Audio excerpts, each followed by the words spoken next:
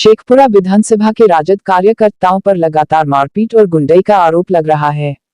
पहले लोजपा प्रत्याशी इमाम गजाली ने पोस्टर फाड़ने का आरोप लगाया कि आरजेडी के लोग जो गुंडा तत्व के लोग बैठे हैं इसके अंदर उस तरह की हरकत कर रहे हैं। मुझे उम्मीद है कि ये चुनाव में भी डिस्टर्ब कर सकते हैं, मुझे ऐसी उम्मीद है। और अब जाप के नेता मोहम्मद तबरेज ने भी अपने साथ मारपीट का आरोप लगाया है। चोरी हुआ है रात में, उसका कंप्लेन करने के लिए जा रहे थे थाना।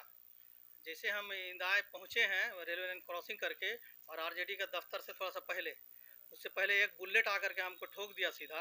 हम फेंका गए, फेंकाने के बाद जब हम उठे, मेरे पैर में भी चोट लगा, उठे हैं तो सामने वाला जो था वो गाली देकर के मेरे पास आया मारने के लिए। तो हमसे मारपीट हो रहा था उसका। उतने में कम से कम 25-30 आदमी था जो कि आरजेडी ऑफिस से भी और उधर से भी पूरा इंदाय मारना शुरू कर दिया हमको।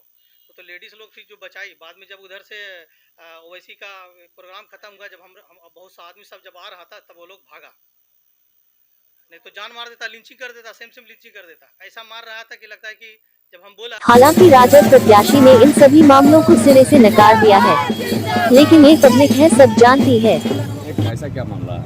ऐसा कोई मामला नहीं है, मुझे पता नहीं है। और हमारा ऐसा कार्यकर्ता, कोई भी ऐसा कार्यकर्ता नहीं है कि ऐसा कर सकता है। ये सब हारने वाला सबका रूमर उड़ाने का षड्यंत्र है, कि इससे कोई वोट बदलाव नहीं होता है। यहाँ बस एक ही है, जनता मैं है, तेजस्वी यादव मैं है, विजय सम्राट मैं है, लालटेन छाप मैं है। जय लालू राबड़ी। जो भी